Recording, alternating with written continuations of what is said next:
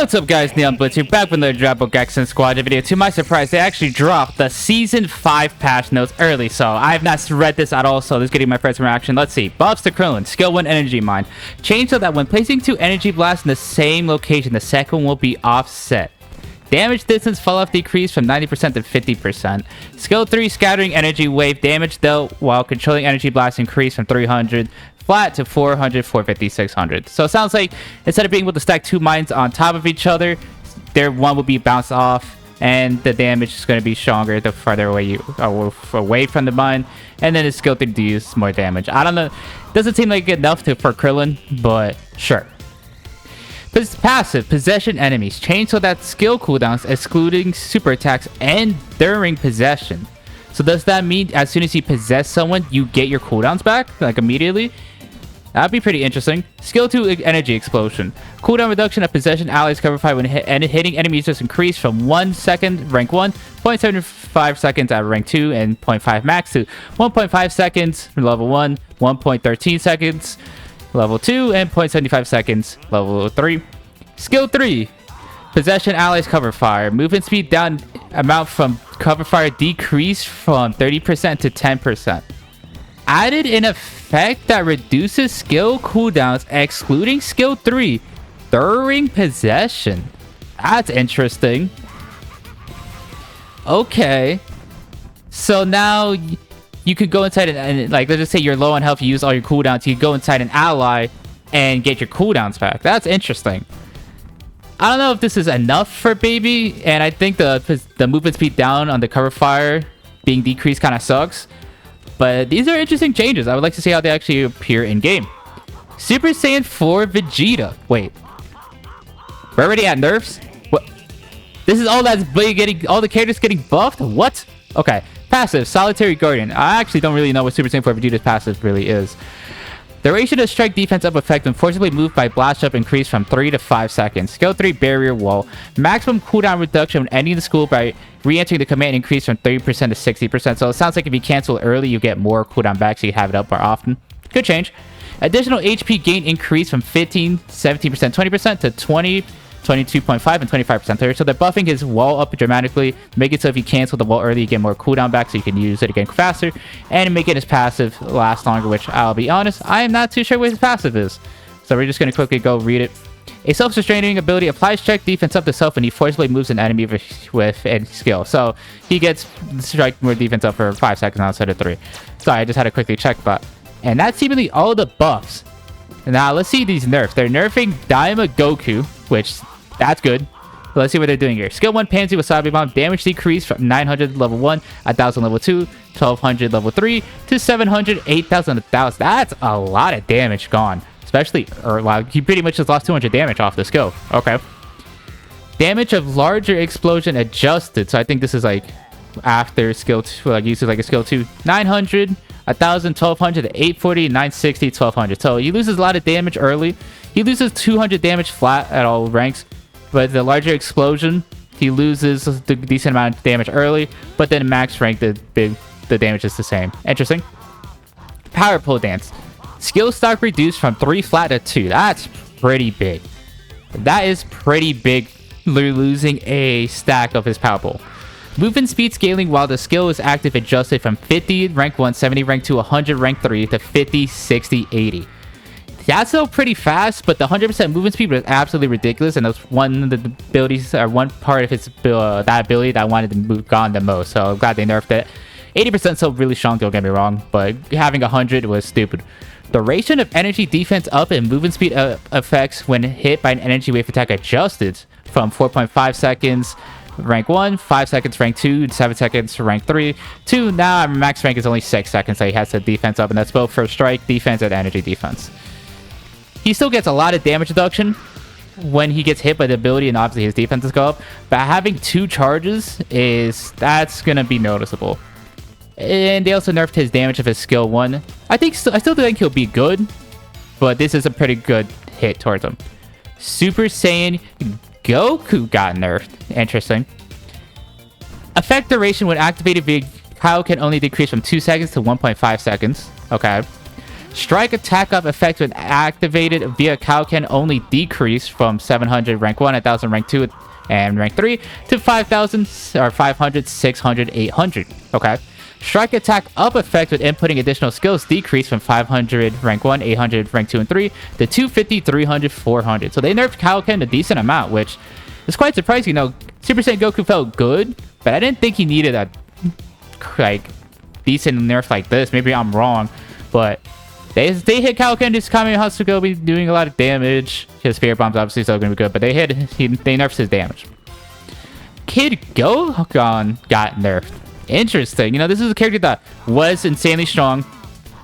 Then they just reworked them so where the energy defense applied on his skill 3 got moved to like his passive, and other technical characters were kind of moving him around. So the interesting thing, guy got nerfed. Passive friendship boost. All defense up effect applied to self decrease from 500 to 300. All attack up effect applied to ally heroes decrease from 400 to 300.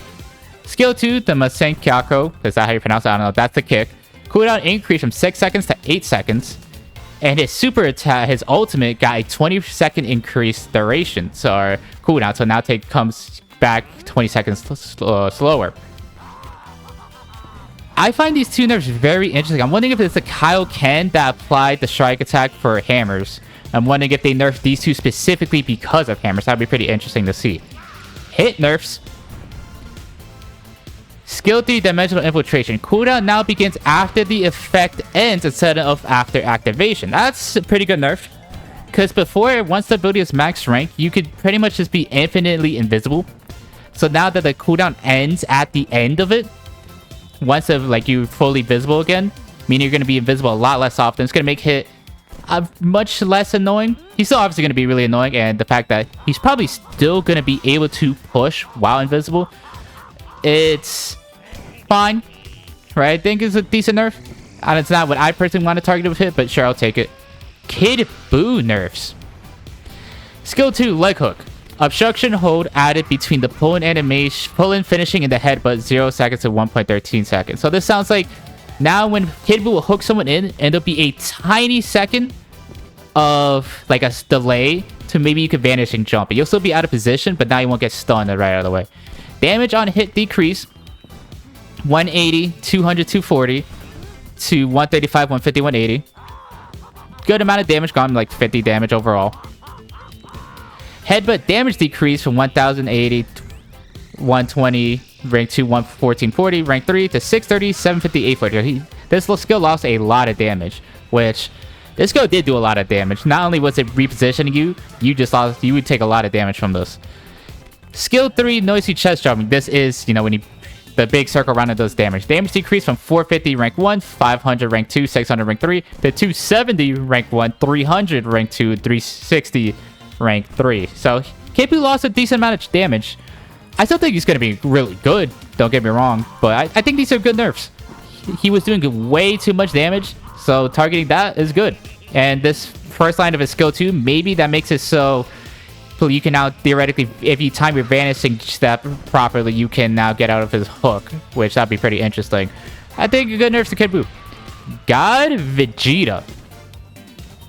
Base HP decrease from 8,400 level 1 to 25,305, I'm assuming we're level 15, to 7,721 rank 1 to 23,281. Armor decrease 3,600 rank 1 to 10,845 max rank, or level 15, to 3,312 to 9,977. So he looks like he's getting a lot. He's going to be less tanky. He's going to have a lot less health. He's going to have a lot less regenerative health. Passive, Red Fury. Reduction of skill super attack excluded. Remaining cooldown while passive activated decreased from 70% to 20%. That's pretty big. You know, the annoying part about God Vegeta was he would use his skills, obviously get his passive up, and then he would have all his cooldowns back, because 70% cooldown reduction is ridiculous. So the fact that it's got 20, that means you're going to have to be waiting a little bit. Like, let's just say you just use your skills to pop your passive. You're going to have to wait a tiny bit before you can use your skills again, which, good change. Skill 2, Divine Zone. This is the skill 2 that brings people in, the red circle. Got an increase from 11 seconds to 13 seconds. The biggest nerfs are the passive, the HP nerfs, and the regenerative health nerfs are the armor decrease. I'm glad they are nerfing him. I'm wondering if this is enough to bring him kind of in line, because his path is still going to be insane once he gets it off. I need to obviously test these nerfs with God, Vegeta, and Kid Buu, obviously. But these sound decent enough on paper. Gamma 1 and 2 nerfs. Interesting. These are characters that weren't really seen that often. Maybe weren't considered some of the top tiers, so to see them getting a nerf is interesting. Super attack, special pose. Explosion AoE decreased from 5 meters, 8 meters, 12 meters to 5 meters, 6 meters, 8 meters. Sure. Random as hell nerfed. I don't know why they did that. Adjustments. I see one big thing here. Spawn timing adjusted from 180 seconds, 315 seconds, 450 seconds, and 540 seconds to 180 seconds, 314 seconds, 420 seconds, and 510 seconds. So Ribrianne and Jocko are going to spawn 30 seconds earlier. That's pretty big. You know, 180 minutes is pretty much 3 minutes. 315, I think it's like 4-ish, 5-ish minutes, I believe. So obviously you can convert the seconds to minutes, but having Ribrianne and Jocko spawn 30 minutes earlier or 30 seconds earlier is a really interesting change. Squeaky Hammer nerfs. We have done it. Squeaky Hammers are getting nerfed. Squeaky Hammer rush attack damage against Gods of Destruction decreased from 6,000 to 3,000. Their damage got cut in half. Squeaky Hammer rush attack shockwave damage against Gods of Destruction decreased from 2,000 to 1,500. So Squeaky Hammers got their damage cut in half, and AoE was cut by a fourth. Or maybe not but yeah, a fourth. I need to see how this looks in game, because I still think Squeaky Hammers are just toxic and bad for the game. And a very highly controversial aspect this season is the fact that Squeaky Hammers are still here in the game. I would like to see how these actually look in game first. CPU. Oh. Behavior adjusted. Okay. Battle Pass. Battle Pass points earned through battle rewards removed. With revisions to the Battle Pass system, Season 5 points can now be earned through newly added missions. They talked about this, where they're simply adding in much more missions that you can complete for the Battle Pass, because there's going to be infinitely repeatable rewards that you can earn. So, well, we can't see them now during Season 4. Season 5 will be able to see this. Improvements. Battle. Change so that when landing skills, super attack excluded against higher leveled enemy heroes, super attack cooldown will be decreased. Amount will increase up to a 4 level difference. Super attack cooldown displayed during battle change from seconds to percentage. Player list request function added to the results scoreboard. Requests can also be made from past scoreboards in the battle history. Oh, okay. These are two very different changes. One, I think, is just a really great quality of life change. Another is a really weird thing where, I guess, to help out players that are behind, you're going to get your ults faster. But now it sounds like you can go into your battle history or even at the end of the game and add players. I want to see if I can do it in here. I've been playing CPU matches, so let's see if we can. I don't know what exactly I need to click here. It said through the battle history. I don't know if we can do it right here. Maybe it's not in the game yet, or maybe I'd have to play a new game to actually see it. But that's a great quality of life change, so now you can add players after the end of a match. Requests can, from past boards in the battle history. Tutorial. Improve so that upon starting a new game, divine combo cards will automatically be obtained from CPU Battle Beginner. Change so that divine combo card manual acquisition function, as well as editing automatic card acquisition preset, will be unlocked after 6 battles. If you're not aware, I believe before you had to get to D rank on one roll in order to get divine combo cards. So now they're just giving to you right away, which I think is a great thing, because they're such an important part of the game, and not having it right away and not really being properly explained, I think was just bad. So having it be accessible earlier for new players is always great. Player information. Vote. Change so that the number of times you've been voted for in battle up to now will be displayed. Tallying will start in Season 5. You can now check which players voted for you in the most recent battle. So it sounds like we kind of have like a Marvel Rivals Overwatch thing, where you can now upvote players at the end of a match, and the tally of points that the amount of times you've been upvoted will now be displayed. Kind of reminds me of like the rating, the thumbs up you can give to players and legends. Another great quality of life. Player list. Player code showing from 16 to 6 digits. If your code remains at 16 digits, please try creating a new player code chain so that upon changing your online status to offline, it will now also display on your own screen. Making it easier to add players. I think a lot of players are upset that they are forced to play this game solo queue with no real way to get new friends or players to play with them unless they went through external sources. So making it easier to add players in games is always good. Button display. Change the location of the back button when using a keyboard and mouse to be more accessible. So they changed it because before I believe it was B, because then that's like the standard recall. I wonder if we can see the new button in the settings, which I'll check once because we're almost done with the patch notes. Ranking. Upon the start of a new season, added the giving of player and role rank badges based on your final rank in the previous season. Okay, so now the badges that you get are going to be based on your final rank. Okay. Custom battle. When spectating, added a display that functions that shows whatever a god instruction or boss has been KO'd.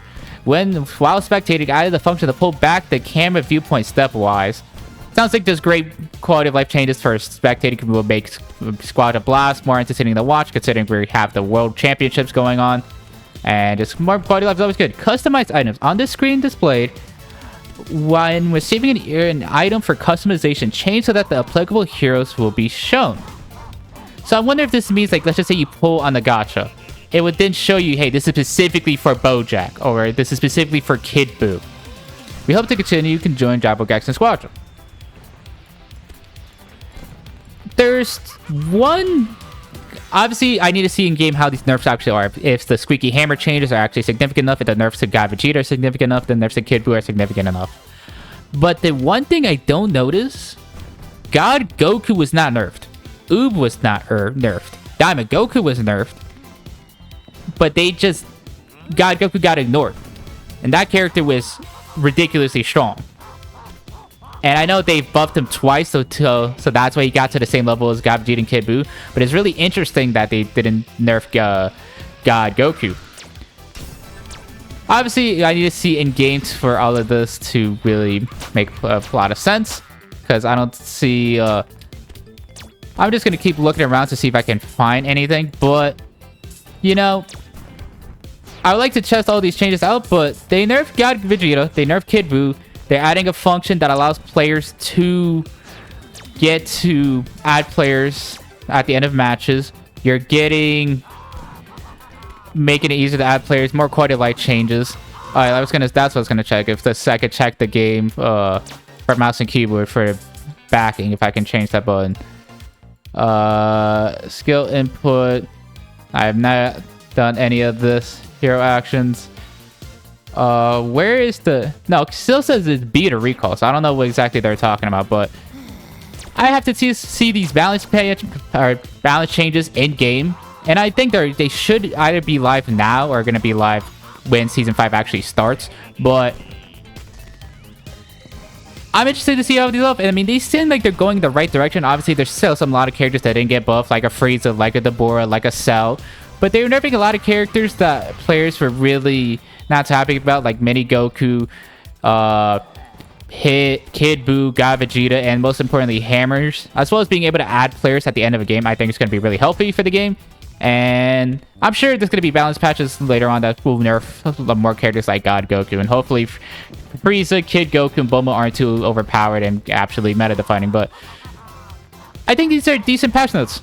I think what mostly saves them is all the quality of life, like now showing the voting things, showing player codes, making it you get acquire divine comic cards for the fact that you can now add players at the end of games. There's a lot of good quality of life changes here, so I'd like to see how these actual balance changes work in game, but I think they're pretty good.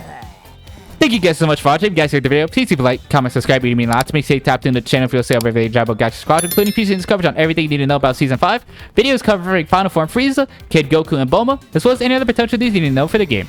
Thank you guys again for watching, and I'll see you guys next time. Bye!